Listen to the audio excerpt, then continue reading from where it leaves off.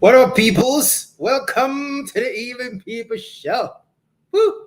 I hope y'all can hear me. I'm in my remod studio today. Let's get a mic check 1 2. Let's get a mic check 1 2. What's up, peoples? I got a show for y'all today. I got some stuff. I'm just gonna jump right in, right away. No check. You know what I mean? So here's what we're gonna do. Today we're gonna talk about pillow talk.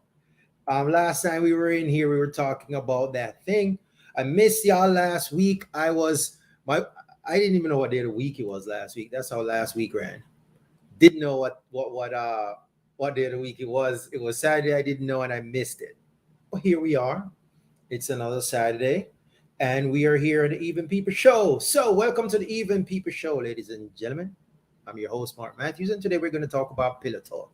If this is your first time joining the show, I'm an author. I have a book called Love, Life, Confrontation, Expressions, Selections from the Chronicles of a Black Man. It is a book of poetry. It is a book of scintillating poetry, actually, that is designed to make your brain do things it never did before and make you wonder what's what. All right, so today we are going to talk about pillow talk. And pillow talk is, I don't know, is it a dying breed? Is it like chivalry, which is dead? Or is it, something that people still engage in and are still benefiting from? So let's check it out. So pillow talk, basically, by definition, is a relaxed, intimate conversation that often occurs between I have my cards there. Look at me, mate. Look at my cards, isn't it? So pillow talk is a relaxed, intimate conversation that often occurs between sexual partners sometime after sexual activity. Okay? It's usually accompanied by cuddling, by caressing, by kissing, or by other physical forms of intimacy. So let's get on the same page early here. Pillow talk. Pillow talk, we said, is a relaxed, intimate conversation that often happens between partners after intimacy or after sexual activity, and it is usually accompanied by cuddling, caressing, kissing, and other physical forms of intimacy. So that's pillow talk, right? Now, as the various aspects of pillow talk, and I'm laughing because I have some stuff I'm going to get into, and you see me from now, I'm going to get into it. Aspects of pillow talk, like the definition implies, include the act of sex itself. Okay, it include stories of old. It includes different confessions that one might make, and it includes different aspects or different expressions of affection. And this could be a physical expression, it could be a verbal expression of affection. So basically, to put it simply, pillow talk usually have certain characteristics that have to be present before the pillow talk itself become present, right? And it's like almost when you get to that state, then the pillow talk kind of just flows, right? It's kind of like this. If I were to liken it to anything, it'll be like You know, some folks that get chatty when they drink, or when they're drunk, or just when they're, inebriated a little bit. Some folks get really chatty. So pillow talk is kind of like that. It's kind of like when you reach that relaxed state, it's kind of like the conversations that usually ensue at that point. All right. So let's get into it here. Um, the concept of the pillow talk, or the chemistry, we should say, behind the pillow talk, is tied to the hormone called oxytocin or oxytocin. Now, we mentioned this hormone before in another show, but basically, the oxytocin is like the bonding hormone. It's the bonding hormone. It is tied to decreased stress. I think stress management or something is what we were talking about when we mentioned it before in a previous show.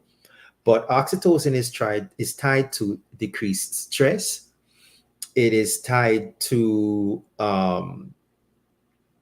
decreased perception of social threat. It is tied to the feeling of increased bonding. It is tied to the increased ability to read social cues. If we were to define what oxytocin does to the body in one word, it would be Zen.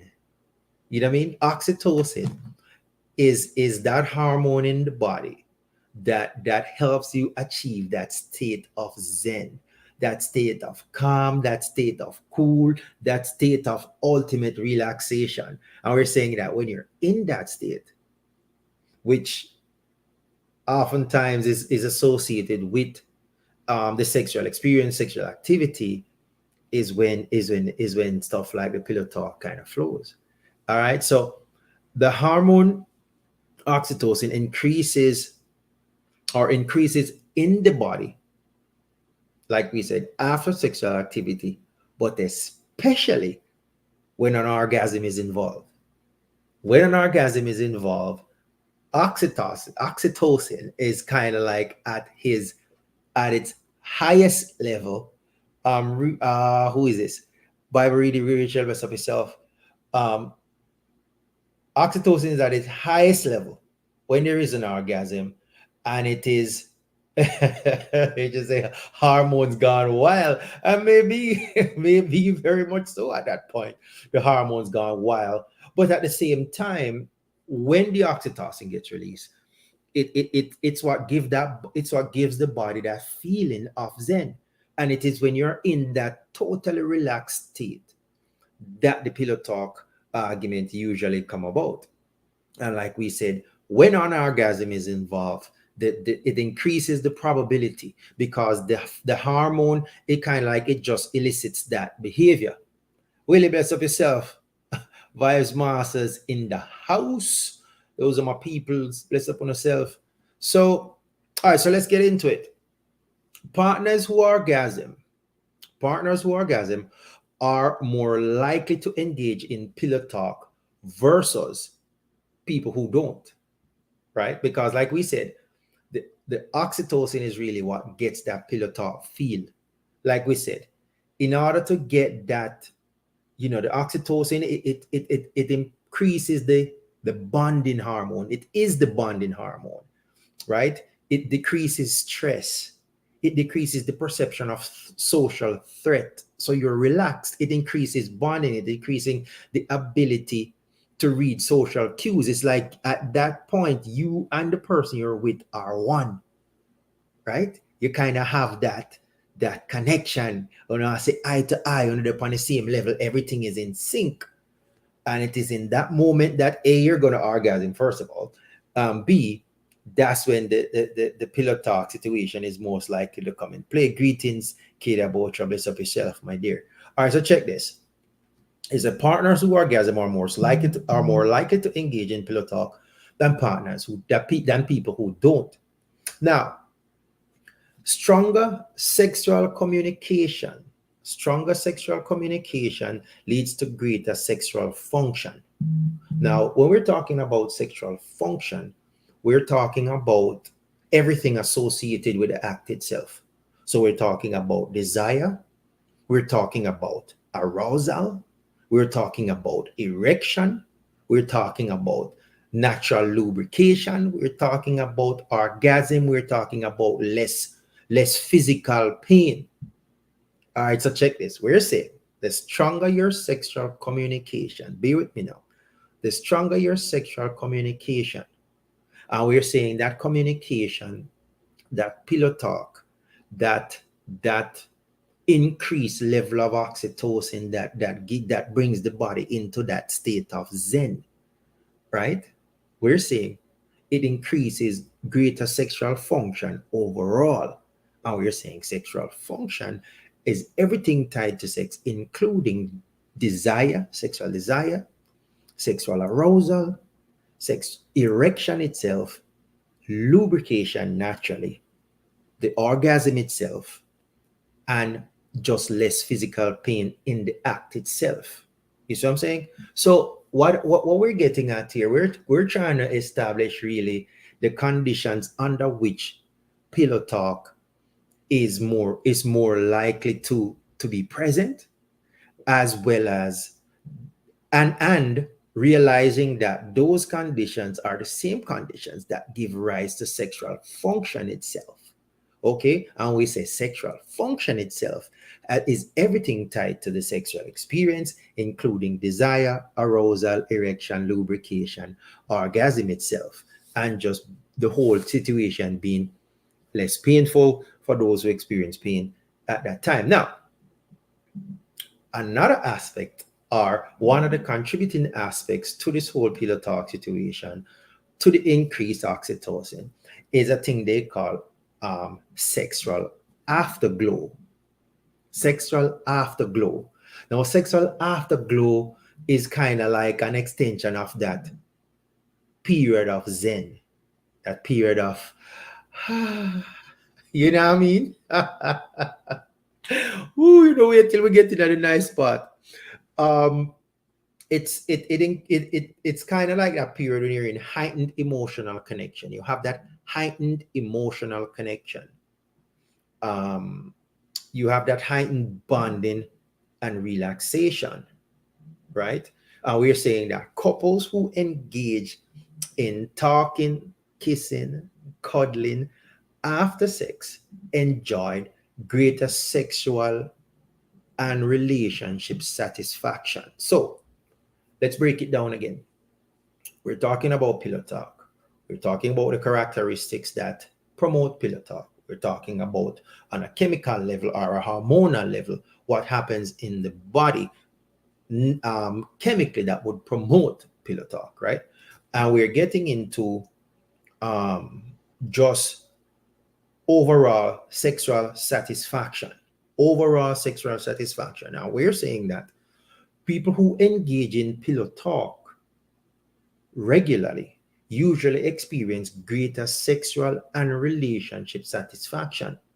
How can you say that, you might ask? It's simple, because certain characteristics have to be present in order for the pillow talk itself to be present. You understand? Certain characteristics have to be present in order for the pillow talk itself to be present. So we're saying people who engage in pillow talk regularly, they have greater sexual and relationship satisfaction, right? We started that train of thought by talking about sexual afterglow.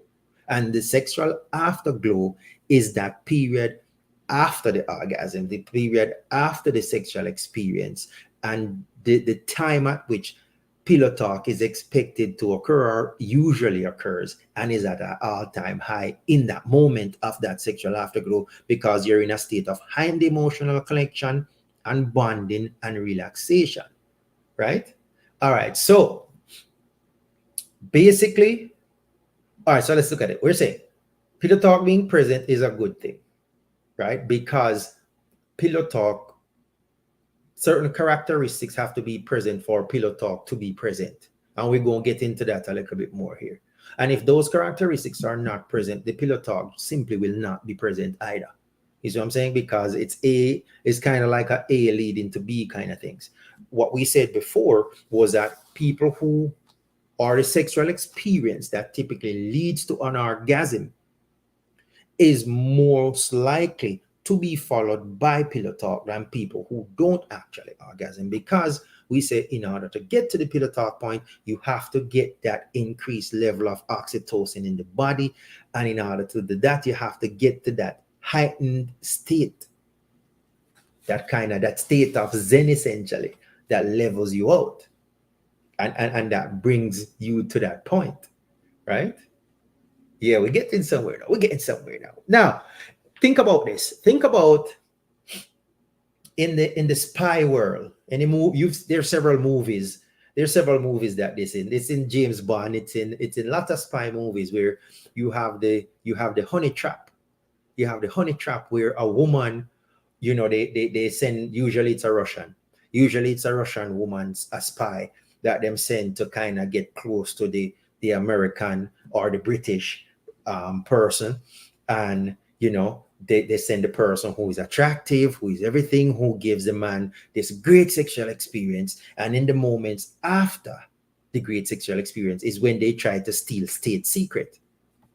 And it's known as the honey trap, right? It's used in common terms too, where you have just women who, the gold digger type, who are the thought type, I think is a new word, and you go out there and you try to catch a man because you give him this great sexual experience, and in the moment of euphoria that he experiences after is when you try to slide in. So it's legitimately a real thing. Now, if you take that whole sinister aspect of it out of it, these are also conditions that are the building blocks essentially for a strong healthy relationship, for a strong healthy sexual relationship, for a strong healthy relationship that has communication, greater communication and greater relationship satisfaction overall.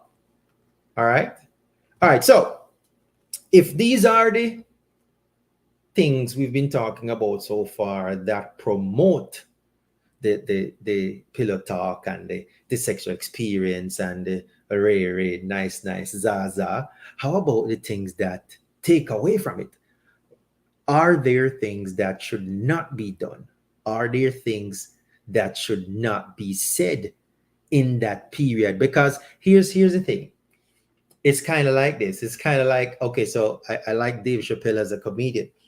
And Dave says in one of his jokes, Dave say, "Yo, I'm not smoking weed with any more black people. I'm strictly smoking weed with white people." So he says the reason he's gonna do that is because when black people smoke weed and get high, they talk about their trials and tribulation, and he can't deal with that.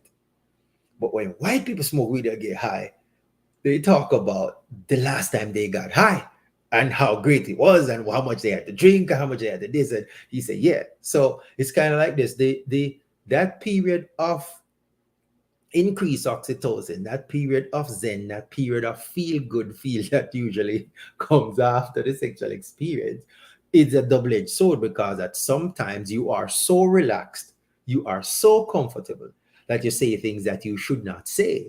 You say things that you didn't think through quite enough, or you say things that you would not have said under normal circumstances, but because you felt so comfortable in that moment, after you felt like, yeah, I can say it, anything goes at this point. So let's talk about some of the don'ts, right? So some of the don'ts that have come up are things like, how many guys have you been with?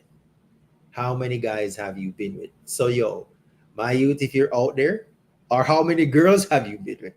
My girl, my youth, if you're out there, don't ask that question. No matter how comfortable you feel in that moment, the euphoria is overwhelming. The euphoria is embodying you. Don't ask nobody them question there. Nobody know what that is gonna make the oxytocin like take a nosedive immediately if you ask questions of that. Questions like are statements like, my ex used to do the same thing. My ex used to do the same thing. One time with Alex, say, yeah, that ain't no pillow talk, boy. That is not something y'all want to engage in at all. You know what I mean? Here comes Renee, the sweet to me. So, another one, like I said, another statement says, my ex used to do the same thing. Yo, don't come to nobody with that. You say that, nosedive for the oxytocin levels. Another one is, I really wish you would. And you can fill in the blanks. I really wish you would. Because in that moment, you're telling them that you weren't good enough in some aspect or the next. You know what I mean? I really wish you would. Renee said, I couldn't let this miss me, boy. Greetings, Renee. Always a pleasure to have you, my dear. Um, Another question is, was it good? No, don't ask nobody that. Don't ask nobody, no, was it good? All of these things essentially are anti-euphoria. Okay, so them are anti-pillow talk. The minute you mention things like this, the pillow talk is going to be over, or the response you're going to get is not going to be a desirable one. Another one is, I forgot to tell you I have, fill in the blanks. I forgot to tell you I have, whether it is a STD or five baby mother or some kind of issue, that is one of those things that should have gone ahead of the current state that you're in. Yeah, you want to put that up front. You don't want to wait until after you use that statement to ruin the moment. I'm gonna probably give y'all two more. One of them is, I was recording this. Yeah, that'll get lawsuits filed. And another one says, another one is, could your hot friend join us next time? Could your hot friend, my tag, you see me reaching this tag in this shirt is killing me. It says, could your hot friend join us next time? Definitely not something you want to put out there at all. All right, so we're talking about pillow talk. We talked about the what it is. We talked about the conditions under which it thrives. We talk about the characteristics that needs to be present for the pillow talk itself to be present, right? Now we're gonna when I put the ad out for the live, I mentioned whether or not media, phones, social media, and all these things have now or are affecting pillow talk, or whether positively or negatively.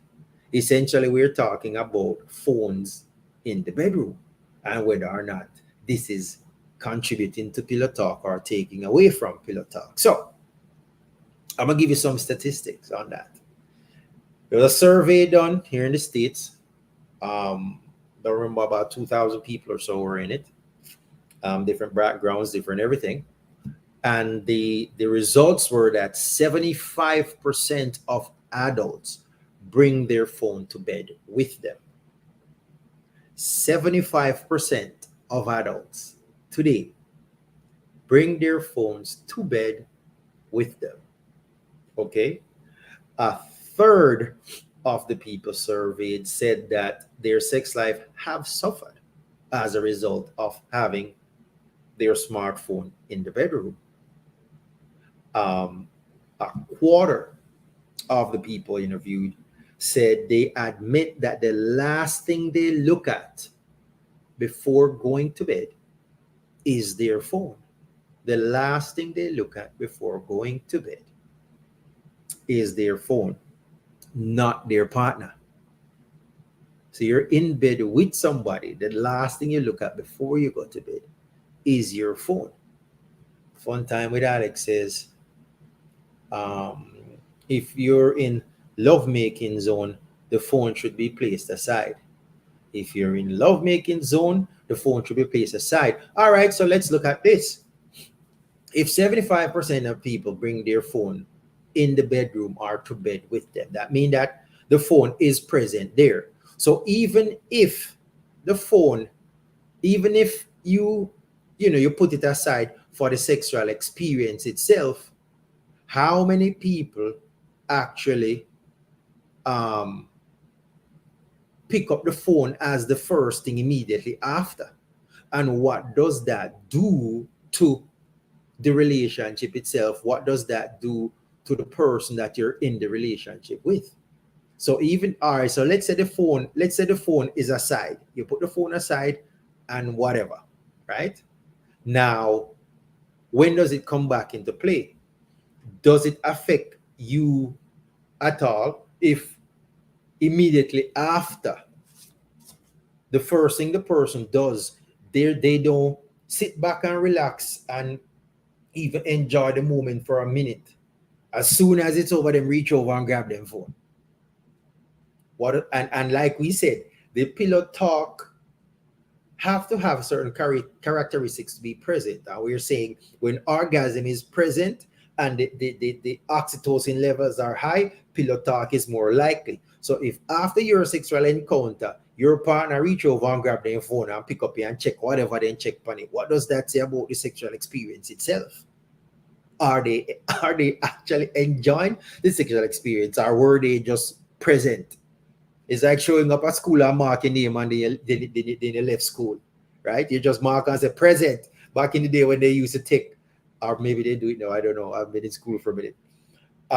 You know, I mean, you did the roll call and then you bounce, right? Is that what is happening? Um, I see it. Boy, I really don't know. I see this or no. The phone will be placed the phone is placed under the pillow. Now what is that? What is happening so important that you need to have your phone under your pillow? What is happening that is so important that the phone needs to be under your pillow? It says take it up immediately after is another no. Yeah, but how many people, if 75% of people do that, right? If 75% of people are taking it to the bedroom, what am I doing it in there? What are they doing with it? Another statistic that came out of the survey said 3 nights per week. 3 nights per week, they were in bed watching different things on their screens before bed. 3 nights per week, they go to bed watching different things on their phone. And 55% of them realized that they were missing out on quality time with their partner because of spending time on their phone. You know what I mean? Now, whether fortunately or unfortunately, about 51% of all the people involved said that they realize that they're missing out and they would want to get to a better place with that, right? With the whole phone in the bedroom time thing. But at the same time, the fact that it is present, what does that say about the state of our relationships? You know what I mean? And are we placing enough emphasis on it? Because think about what we're saying. You know, we're saying 75% of people go to bed with their phone. Large percentage of them have the phone under their bed. Large percentage of them, the phone is the last thing they look at. They actually add a time to it. They say for the last 30 to 45 minutes before going to bed, the phone is what they are engaging. And ask the next question: how many of those people, the minute they wake up, the phone is the first thing that they reach for? You know what I mean?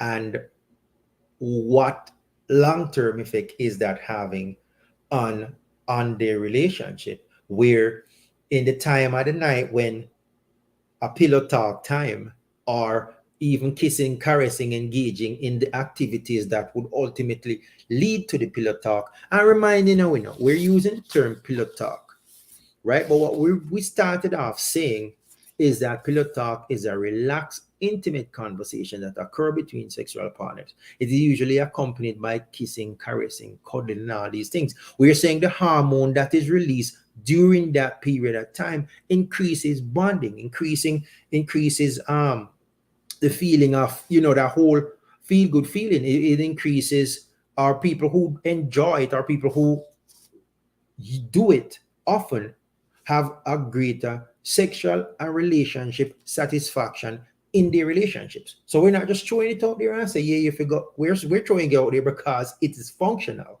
for relationship. It is a healthy thing to do for relationships. And we're saying that the phone in the bedroom, if 75% of people are coming in the bedroom with it, can be shooting you in the foot more than you know. And here's the thing. Phones, everybody kind of has their own thing in relationships. Everybody kind of has their own, their own friends, their own things that they like, their own everything. But should we be establishing bedroom etiquette as it relates to cell phones in our relationships? Should we be establishing cell phone etiquette in the bedroom in order for the relationships to thrive more and for you to actually bond with your partner? Because remember now, the statistics on divorce rates, the statistics on failed relationships, the statistics on relationship going left is astronomical, right? Enough people are married and get divorced in a short period of time. Is it because, and I'm not saying this is a singular cause, obviously. I'm saying, but this is a contributing cause. It is a contributing cause where because you can literally get anything you want on your phone, you have used it to establish parallel relationships essentially, whether they're, whether it is some unscrupulous thing or not. It's just the fact that you are using it as a distraction. So whether it's Game of Thrones you're watching or whatever you're watching, you know what I mean, that is taking you away from the time and making your whole. Because here how things work, the things that you do derive. All right, I'll show you how it works. um You ever watch a movie and cry yet? You ever watch a movie and cry? Have you ever watched a movie and started crying while watching the movie? Have you ever watched a movie and felt furious? I want to tell you, Wesley Snipes came in a movie years ago. I've hated him ever since because of the role he played in that movie. You have an ex-brother name will come in at the mark for that movie. Will come down to Jamaica, come beat up all of Jamaicans. Me not like him from that time neither. And it's a movie. Saying that to say that you can watch things on TV that can elicit all kind of emotional responses. And if you are using your phone to subsidize the emotional responses you should be getting from your significant other, you're essentially replacing them with it. You see what I'm saying? You're essentially replacing, because you can watch a movie and you get that feel good feeling. You get that warmth. You might even release some oxytocin. You might even feel an increased level of it depending on what you're watching. You're simulating the emotions that you should be experiencing from your significant other through a device. And as such, you no longer need it from your significant other because you are getting that release. Essentially, you're getting that feeling of zen. You're getting that feeling of balance that you need, and you are cutting out the person who you should be getting it from out of the equation. And if one person in the relationship wants it, your relationship is going to have a problem. Your relationship is going to have a problem. And when you are there and you think you have a happy-go-lucky relationship, you find out say other things are going where you don't want to go on, because you have essentially, because you are getting that emotional connection, that emotional release from a device in your hand, and essentially cutting out the middleman, cutting out the person who you should. What was it say? How much percentage of them are how many nights per week? The last thing you look at before you go to bed for the last hour and a half before you go to bed is not your significant other, is the phone, which means you're not talking to them either because you're doing something on your phone. You see what I'm saying? And dig this. A lot of the way the world 9 to 5 people live their lives now, y'all work in different places. Somebody probably left early. The person will left later drop the kids. The person will come back early, pick up the kids. Somebody makes dinner, blah blah blah. So really, a lot of times in that even space, you don't really have a lot of time, depending on how your life is set up, to spend with that significant other.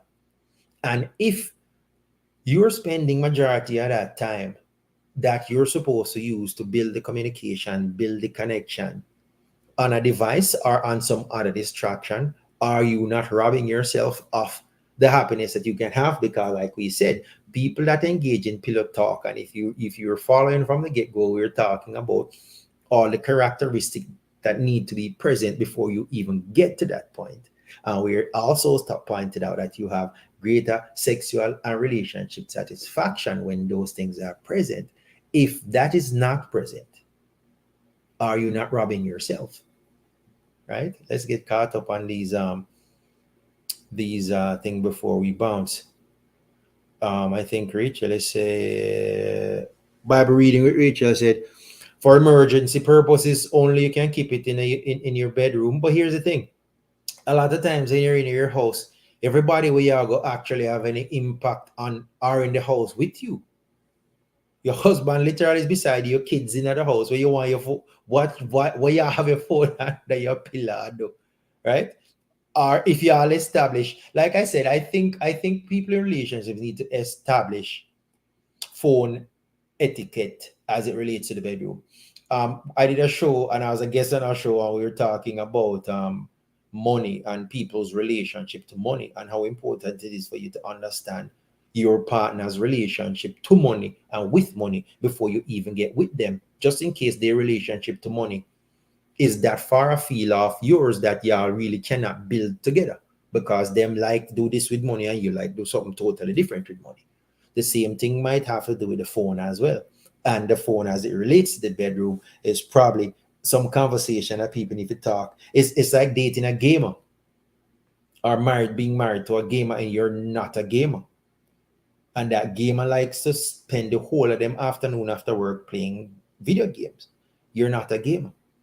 And you never found that out or asked that question or find out just how deep that hole goes before you jump in. And now you're all of your evening is spent having to find other activities to do because your gaming significant other spends all of their evenings in front of the TV or the computer playing games. You know what I mean? The cell phone can be the same thing and lead to the same result. Um, if the phone takes precedence all the time, chances are they're not connecting. You're 100% correct. If the phone takes too much precedence, chances are you're not connecting. You are using the phone as a subsidy. And it's either you don't care enough, the feelings where you claim say you have, you really don't have them, or you have allowed what constitute normal now to warp your brain into a whole different reality of what normal looks like. You know what I mean? Because you're using your phone now to subsidize connections that you're supposed to have with your significant other. You're using your phone to bridge that gap. And like I said, even if what you're doing with the phone is nothing nefarious, even if what you're doing with the phone is nothing that is something that you can share with them if needed, but at the same time, if it is taking away from the time that you should be spending with them, then you are in fact robbing yourself and you're in fact robbing your significant other by doing so. So I'm saying, all right, I don't want to be the horse. Horse probably dead now. But we were talking, if you join late, we were talking about pillow talk. You know what I mean? All the characteristics of the things that give rise to the fact that orgasms and the oxytocin hormone, when it is increased, gives rise to these things. And we talked about the things that can take away from it. And we also talked about things that you really shouldn't say during them pillow talk time.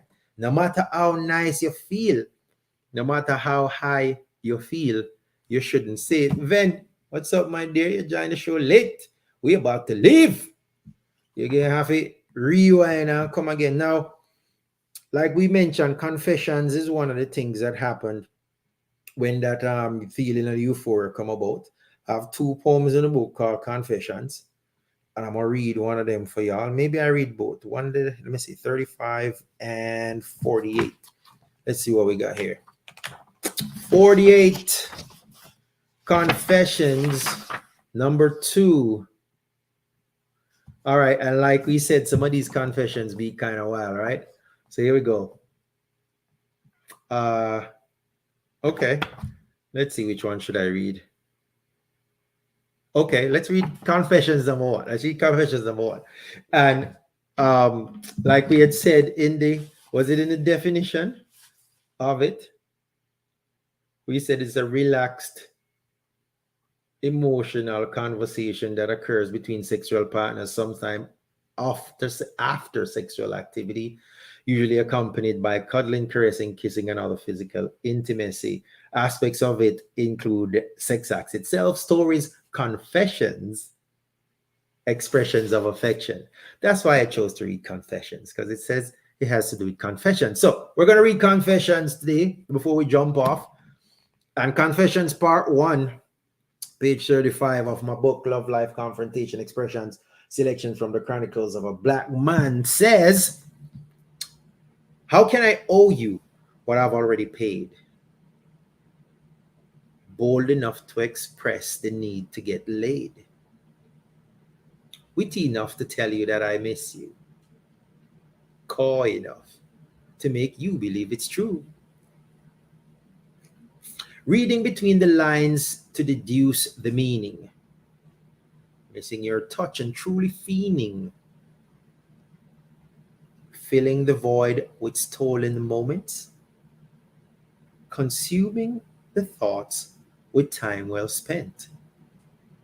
Infiltrating the mind and its hidden treasures. Indulging the body in forbidden pleasures. Questioning the motives and the end result. Deep in meditation like a Shaolin monk. Life-altering changes inspired by a moment. A glimpse of the future through seconds spent. A perception derived from someone new. Dissecting the relevant data he should. A desire to explore the unknown. Getting to the bottom of things shown. Enjoying the time spent. Ignoring the rules bent. Holding on to a fleeting reality. Understanding there's no you and me. Dreading the moment the memories fade. thought I could, though I couldn't, wished I'd stayed. Now these lines are all I have, my keepsake of what we had, my memories of our time of bliss, my potential for true happiness. Poem written back in 2014. And these confessions sound just like some of the these confessions sound just like some of the confessions we've been talking about. Anyway, like we're talking about the side effects that we mentioned that could come about if you are not actually spending the quality time with your significant other that you're supposed to. What did I see? There's something I read here where it says, reading between the lines to deduce the meaning, missing your touch and truly feeling, filling in the void with stolen moments, consuming the thought with time well spent. This not sound like I just think. This don't sound like this is time spent with your significant other, dude. This sounds like some other kind of something. It says infiltrating the mind for hidden treasures, indulging the body in forbidden pleasures. So yeah, this sound like when pillow talk gone awry. It sound like somebody that is spending too much time on them phone. Them should have spent time with them significant other, and the significant other gone a road is what that actually sounds like. That's what that sounds like. That is a confession of. But I'm not gonna get into it too much. No, I shan't. No, I'm not gonna read confessions number 2 either. All right, folks, I think that's going to be the ball game today. I appreciate y'all so much. I do. And if you join late, go back. I felt like we mixed it up really nice today. So if you join late, feel free to go back and check it out. I'm your host, Martin Matthews. You've been watching the Evening People Show. I hope y'all like my new setup back there. Kind of put it together. It's not, I don't know if it's quite right yet, but we'll get it like we always do. And next week, I'm on the road this week, but I will have a show for you next week. And we're going to have some fun with it. All right. As usual, I appreciate y'all checking into the Evening People Show. And be safe. Peace.